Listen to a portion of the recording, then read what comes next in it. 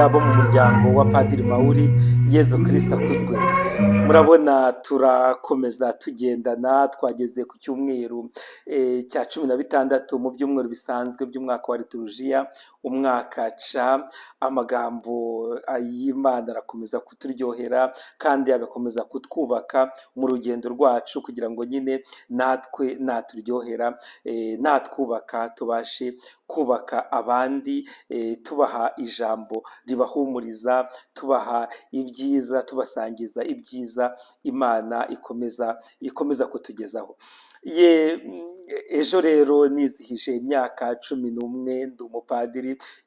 Imyaka iragenda yihuta, ubwo no gusaza biragenda bizamo, ariko nkomeje kubashimira n'umutima wanjye wose uburyo mwanyibutse. nabibonye kuri groupe, hari abanyandikiye inbox, birashimisha rwose, ndabashimiye n'umutima wanjye wose. Umupadiri rero avuka mu bantu, akaberaho abantu mu bintu birebana n'Imana. Namwe rero nabavutsemo, Imana ibanyohererezamo ni ibintu byinshi cyane.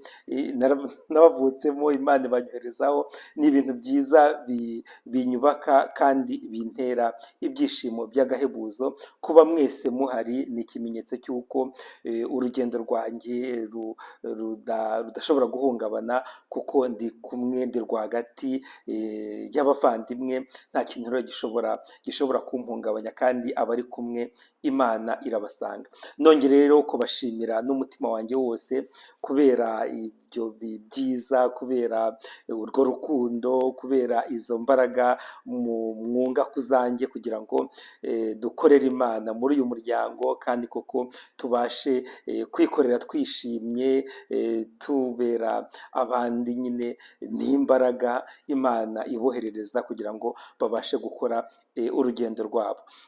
Mukomeze rero mushyigikire, dukomeze dushyigikirane, urugendo rwacu nta kabuza ruzakomeza ruryohe. Ikindi rero nagira ngo mbabwire ni uko hari uburiza bwanjye, hari abashakanye muri groupe A, hari n'abapfakazi, hari n'uweguriye Kristo Umwami Eugenie Musabyeyezu. Abo bose twagize ibyishimo byo gusangira umuganura, bo biyegurira Imana. Jyewe nsoma misa ya mbere, nabo uyu munsi bujuje imyaka 11 bakoze ayo masezerano. Ndagira ngo rero nabo tubabwire ko tubakunda, tubabwire ko kubona ari uburiza bw'umuryango ni ibintu byiza cyane bidukomeza, kandi ni n'imbaraga zikomeye umuryango wa Padiri Mawuri ufite, kugira ngo ubashe gukora ubutumwa. Ufite imbaraga nshyashya kandi ufite n'amaboko mashya.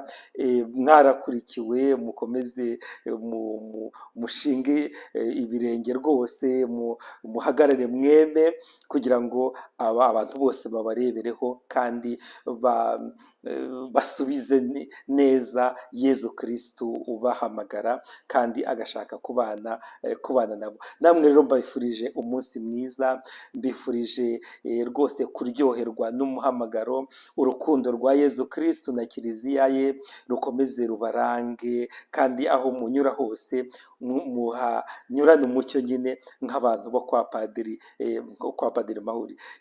Ndabashimiye kubera ibintu byiza tugeraho dufatanyije. Ndabashimira isengesho, ariko cyane cyane ndabashimira yuko igihe n'imburagihe mwongera mukabwira Yezu yego. Namwe mwabakurikiye, mukomeze mubwire Yezu yego, kuko nicyo kintu cya mbere kitwubaka kandi kikadutera ibyishimo, kikanatuma twubaka uyu muryango twahamagawemo, atari ku bwiza bwacu, ahubwo ari ukubera ko Imana idukunda, kandi ko ishaka ko roho zacu zubakwa. Bonshominoma rero, urugendo rwiza tugana Imana, dufatanye, mwebwe bakuru n'ababagwa mu ntege, twese dufatanye kugira ngo twubake umuryango, twubake Kiliziya, twubake ingoma y'Imana mu bantu, bihereye nyine ku byo Imana itubashisha gukora mu rugendo rwacu.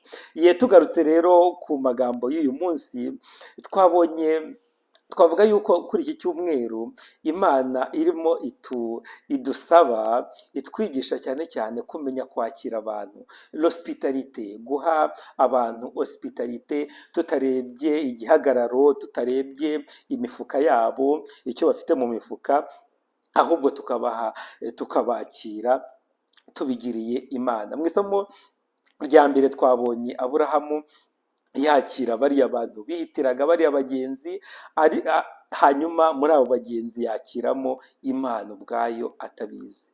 Murabona ukuntu atangira avuga mu buke ati, shobuja, nimba nagize ihirwe mu maso yanyu, waza umugaragu wawe akakwakira. Nimba rwose nagize ihirwe mu maso yawe, ntuce ku rugo rw'umugaragu wawe. Ubwo abimubwira atamuzi, abimubwira ari umuntu wihitira, ariko bari abantu batatu. Ni ukuvuga yuko Imana ubwayo igenda nyine yigaragaza, kandi tuzi ko Imana yacu ntabwo ari nyamwigendaho, ni Imana imwe mu bapersona batatu. Tuvuze rero ko Aburahamu yaba yarasuwe n'ubutatu butagatifu, ntabwo kwaba ari ugukabya, ahubwo kwaba ari uburyo nyine bwo kugaragaza yuko Imana yacu ari Imana y'urukundo, Imana y'ubusabane, kandi ubwo busabane bwayo nyine ikabugeza ku bantu bose, ihereye no ku mugaragu wayo Aburahamu, umubyeyi wacu nyine mu kwemera. Ubwo rero yakiriye abo bantu Aburahamu kugeza ubwo bamusezeranyije kumuha urubyaro. Imana ubwayo yahise imusezeranya urubyaro, itavuga nzanyura hano umwaka utaha iki gihe, kandi umugore wawe Sara azaba akikiye umwana. Murabona kwakira abantu tubigiriye Yezu, tubigiriye ukwemera kwacu, bituviramo imigisha vraiment itagabanyutse, itageruka, kubera ko uwakiriye abandi abigiriye Imana abironkeramo rwose ya migisha y'akataraboneka, na za mbaraga nshyashya zituma urugendo rwe rugenda neza. Bavandimwe rero, twakira abantu n'abandi kugira ngo tubashe kuronka iyo migisha, kandi no kwemera kwacu kuhagirire nyine, kubyungukiremo, kuko iyo umuntu yakiriye Imana, ngo iyi Imana ubwayo ntabwo yahava itamuhaye impano y'akataraboneka. Nibyo isomo rya mbere riratwibutsa yuko tugomba kwakira abantu, kandi tukabakira kubera ko turi abakirisitu byonyine.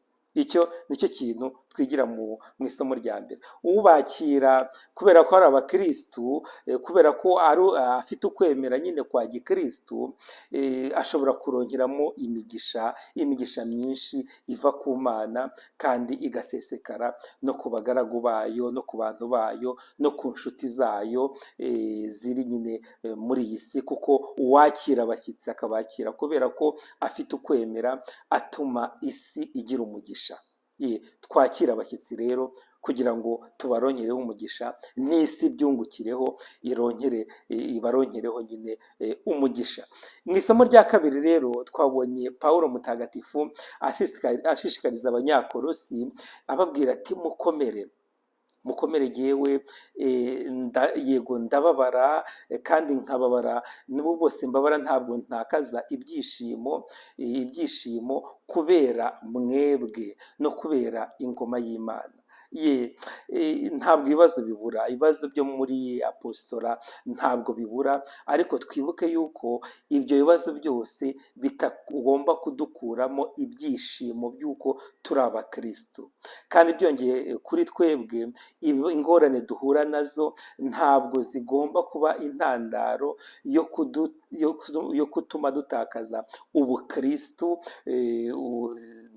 n'ibyishimo dukomora gukomora ku buryo twiha Imana. Bavandimwe, ibibura mu ngingo zacu ku byababaje Yezu Kristu, natwe tuzakomeza tubyuzuze igihe tuzabasha gusiporuta, kwihanganira ingorane duhura nazo mu butumwa bwacu se, mu buzima bwacu busanzwe bwa buri munsi, kandi tukabasha kubyihanganira kubera ingoma y'Imana, tukabasha kubyihanganira kubera abavandimwe bacu, tukabasha kubyihanganira kubera ko tuzi ko ingororano yacu izaba nyinshi mu ijuru. Ni ibintu byiza, tubyibukiranye bavandimwe, tubyibukiranye, ntihagire umuntu n'umwe uheranwa n'agahinda cyangwa ngo aheranwe n'ibibazo. Oya, ibibazo waba ubifite waba utabifite ntibiguteshe kwishima.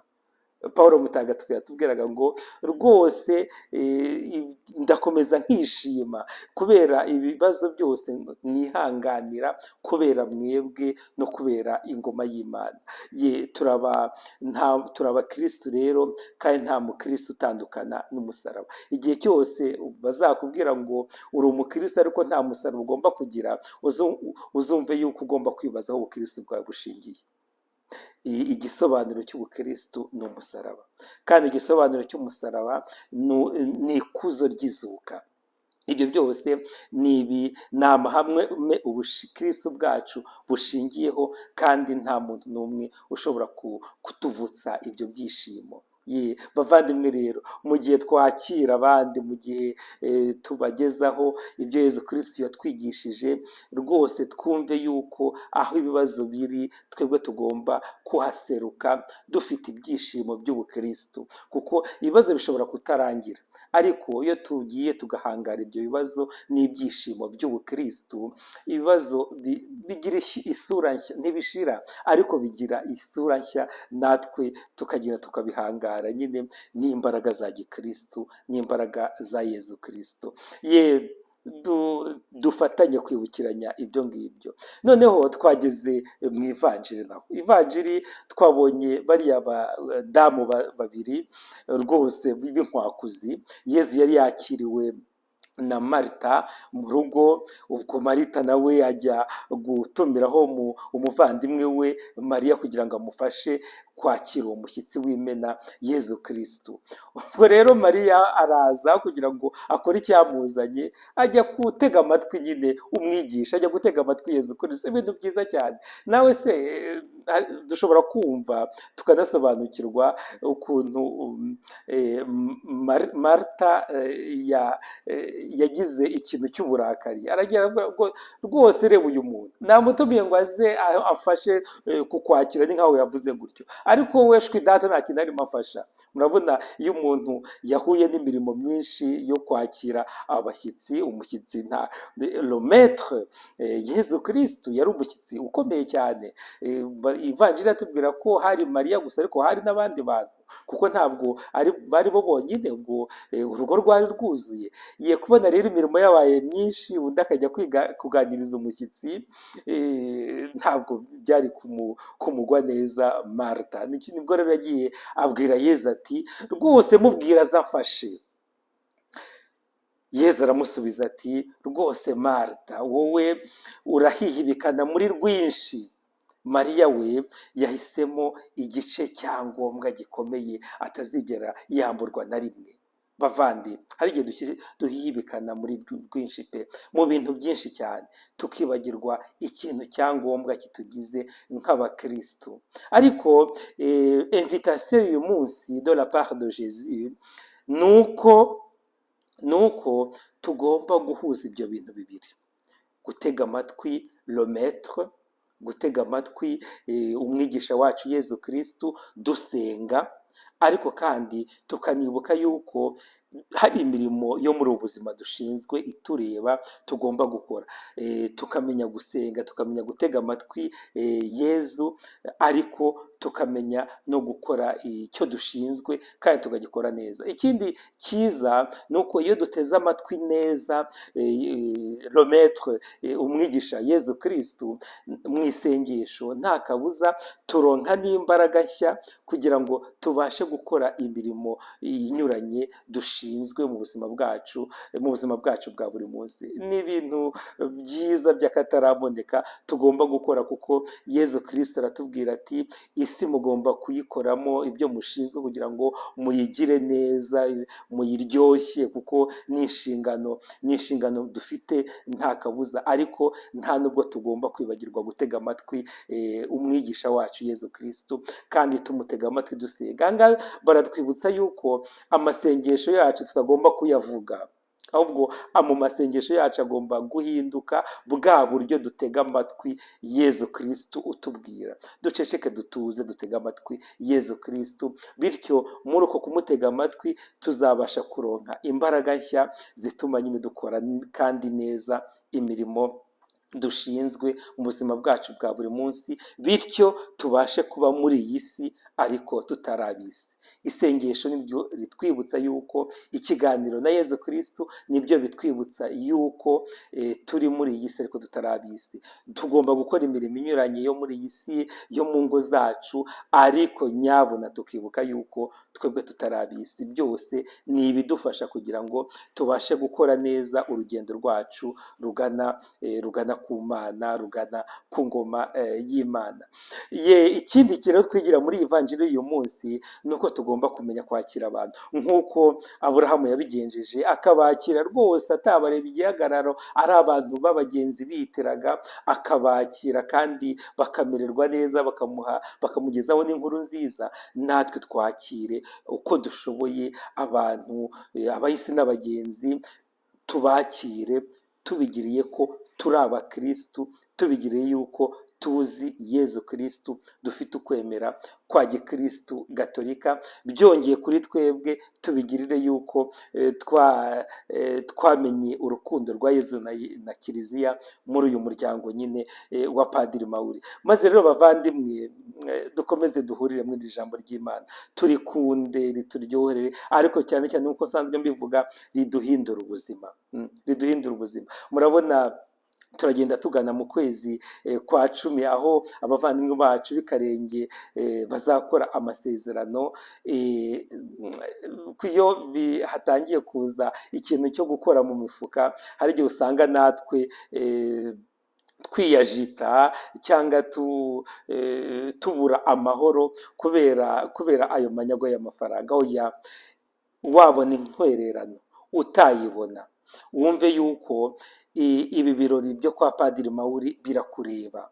Ariko kuko turi abavandimwe dutahiriza umugozi umwe, niyo wabona igiceri cy'ijana aricyo ubonye kandi aricyo umutima wawe ukubwira gutanga, uba aricyo utanga. Ariko icyangombwa wishimire abo bavandimwe bacu bagiye gukora amasezerano, kandi ugerageze ukora uko ushoboye, ubafashisha isengesho, ubafashisha iyo ntwererano wabona cyangwa utabona, byose tubikore n'umutima mwiza, n'umutima ukunda, umutima cyane cyane ushimira, kuko twebwe ikintu cya mbere tugomba gukora ni ugushimira Imana kubera impano y'umuhamagaro, kubera impano y'uyu muryango, bityo tugashyigikirana, kuko abo bageni bacu ni abacu, buri wese yumve ko ari abe, hanyuma dushyire imbaraga hamwe kugira ngo tubashe kwishima, tubashe kubereka yuko baje mu muryango,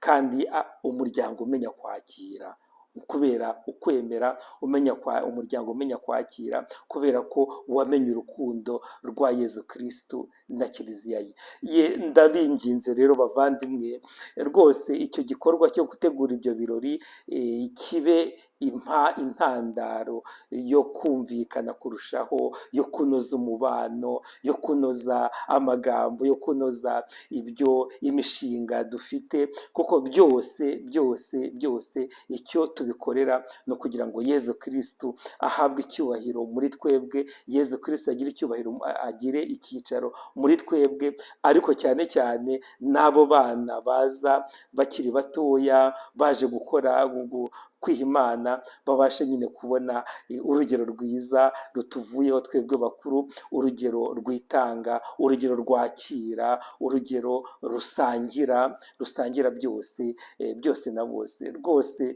nongere mbisubiremo, gutegura ibyo bintu ntibishyushye imitwe abantu, ahubwo buri wese yumve yuko ari ibintu bye, kandi icyangombwa ntabwo ari intwererano, ahubwo icyangombwa ni umutima uhari, umutima mwiza, umutima wakira, umutima ukora ibishoboka byose kugira ngo Imana ikomeze igire umwanya wa mbere hose no muri bose.